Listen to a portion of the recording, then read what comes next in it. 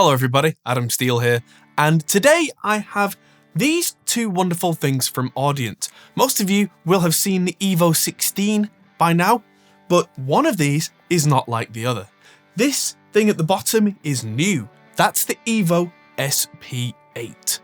This is the long-awaited ADAT Expansion that can work with the EVO16 or work separately with pretty much any interface that you can think of that also uses ADAT optical for expansions. Now, full disclosure at the start, this is not a review. This is a video brought to you by Audient for me to demo this lovely SP8 as a piece of equipment to show you what it can do, how it does it, and what it can do for you.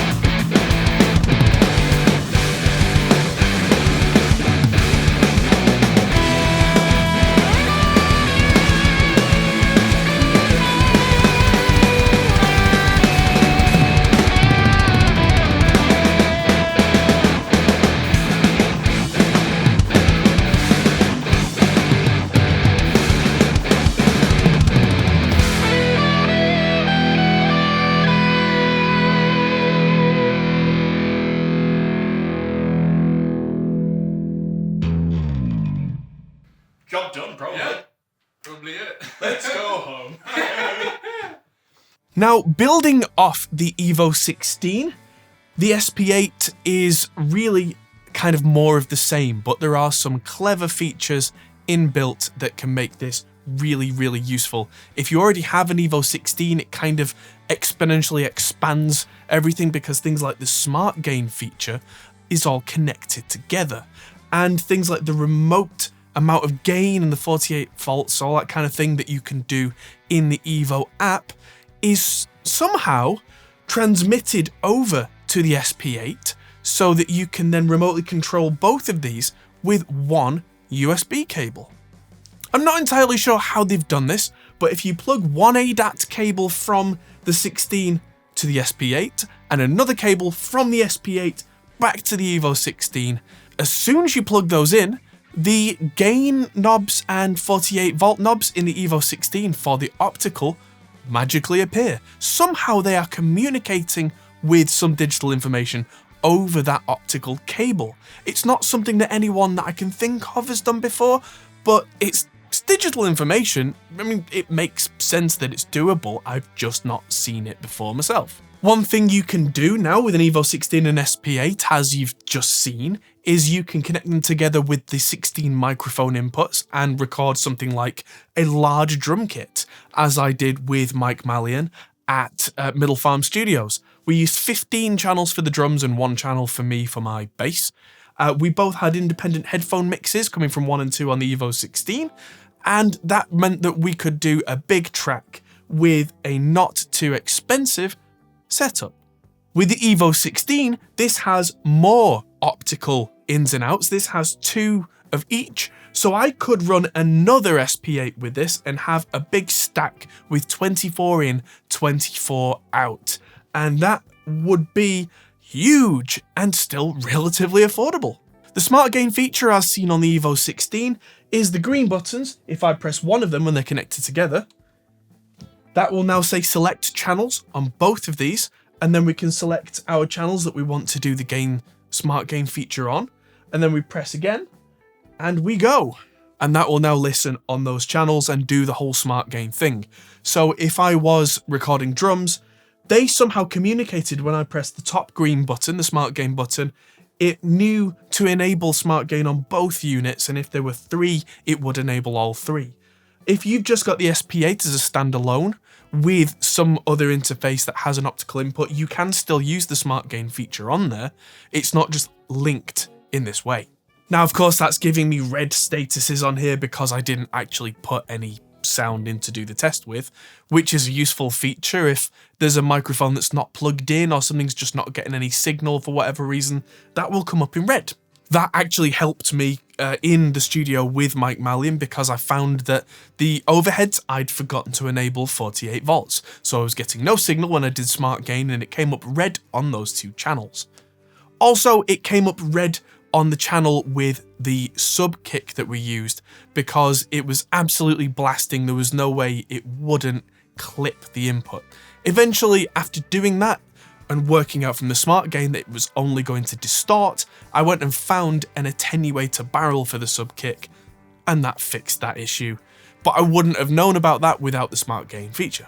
The space on the EVO16 where the speaker control and the headphone outs would be is blank because there are no headphone outs and there's no monitor output, so to speak. This is a pure ADAT expansion. You could use the outputs as speaker outputs if you so desired, but that would be a quite complex setup. Inputs 1 and 2 on the SP8 do have the instrument input, so they are essentially DIs. So if I went number 1 and then instrument, that's now a DI input. So if we did that with the 16 on the SP8, that would be 4 DIs that we'd have available to us there. And that can then be done any which way or not. It's not the way that I'm probably going to use it, but if I didn't have a whole pile of DI boxes, which is expensive, then having this option, really useful. Now, the way that I've been using the EVO16 is I've been using this in my home mix setup because I have the studio and I also have kind of Studio B at home. I've been using this to wire in several guitar setups all at the same time so I don't have to move. So what I'm going to be doing with the SP8 is having these together and then linking this through a whole bank of 500 series rack mount equipment so I can mix analog equipment into my digital mixes without having to go really in depth with patching, and I can do a lot of that in real time. So we're going to go to Studio B now. Take that 500 series box at the back, you can see with the blue and the lights, that's going to be permanently now in my main mix setup. And so let's take it all over there now. And now for the other big skill that the SP8 is good with, and that is mixing with outboard analog gear. Now you can see behind me, I've got this setup where I've got the EVO16 and the SP8 connected together. They're using ADAT cables in between, of course. Underneath, I've got a Yamaha Rev 7 reverb, which is connected to the EVO16.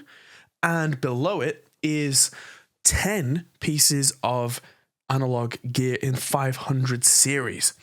Now, they're connected in a way so that they have 8 ins, 8 outputs. You can see the black and purple there are tape emulation hardware and germanium EQs. Those are cascaded so that they count as 1 each.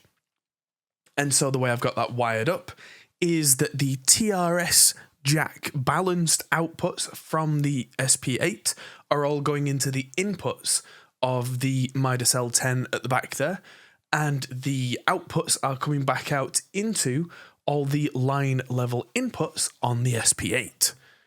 If I bring the mixer on screen here, you can see my microphone bouncing around, and you can also see a tiny little bit of noise on one of those channels there. That's because one of my 500 series units is a little bit noisy. But I've got this wired through Reaper in such a way that my bass, guitars, and drums all go separately through different pieces of gear. The drums firstly go through using the wonderful reinsert plugin. They go through the diode compressors, which are very much like a Neve 33609, and then they go through a second reinsert plugin, and they go through those 552 tape emulations and the germanium 522 EQs, which are providing a super low kind of woomph and a super high end lift. And if I hit play, you'll see these meters go on my screen here using Reaper. You'll also see in the EVO, the mixer, everything will go absolutely crazy. Watch.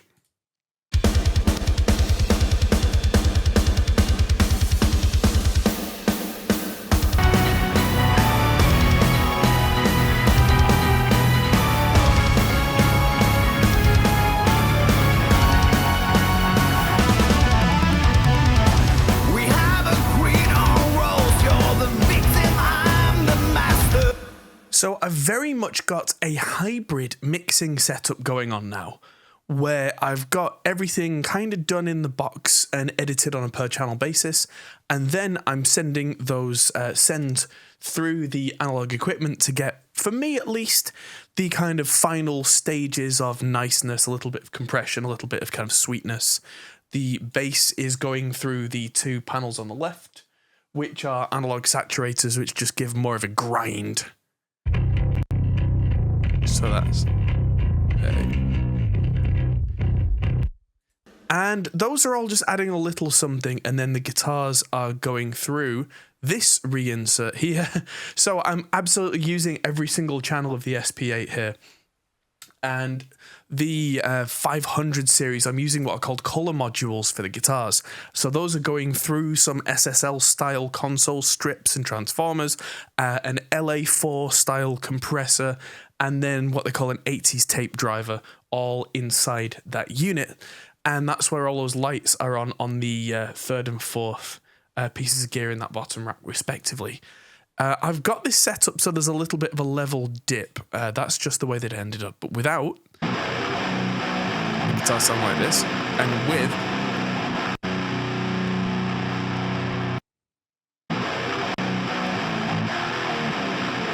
it's very subtle, the difference. Again, that's the way that I've chosen to use this. Let's just make sure that that's all latency detected. There we go. So everything's now properly in time.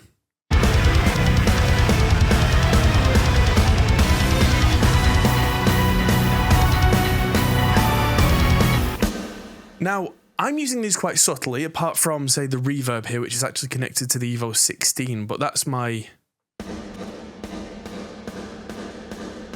massive vocal plate reverb coming from that Yamaha unit there.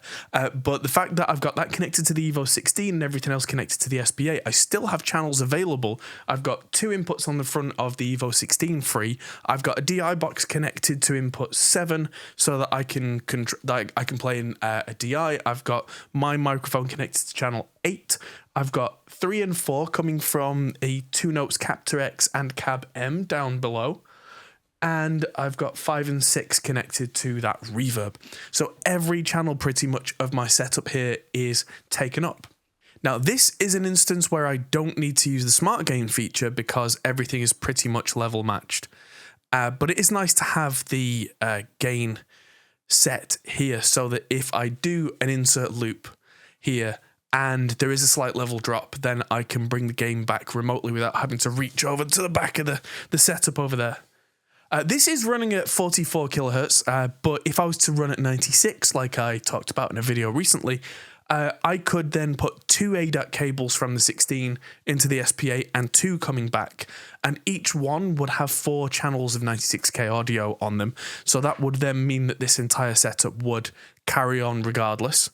And I've got the SP8 in automatic mode, which means that as I change sample rate on the main unit on the EVO16, it works that out. And they're currently synced via ADAT, but there is a word clock out on the 16 and a word clock in on the SP8. So if I get a little word clock cable, I could connect that. Some people say that's a better way to do things. In a complex system, I think that's the right way to go, but in such a small, kind of closed system, I don't think it makes a huge amount of difference. All right, I've now got super macro mode engaged, so you can see the screen. If we're playing audio, you will see the numbers go crazy. And if I click the rotary, you'll see the difference between digital inputs, which is what's coming into the SP8, and you'll see the inputs, which is the other way around, what's coming back from the 500 series.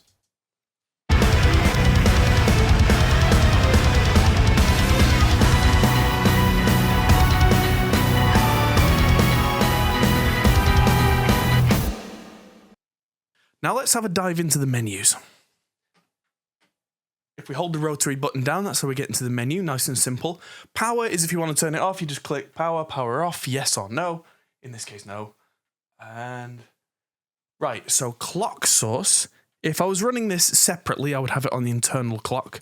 As it is, it's set to digital, so that the ADAT from the EVO16 is what determines whether it's 44K, 48K, and whether it's all synchronized. There is the word clock option here, which isn't currently connected, but when I connect that, I'll click that and click OK. Sample rate, you can choose what sample rate you want to run it at, but I've got it set down at the bottom to auto. And auto means, well, it just follows what it's supposed to follow. Word clock, you can choose termination of word clock. And what that is if you've got several pieces of word clock hardware, you can link them together with little kind of T-shaped cables. And the very last one needs to be terminated, not like Arnold Schwarzenegger. And that way the kind of chain knows that it's finished. And so they can all listen to the same word clock signal without there being any issues.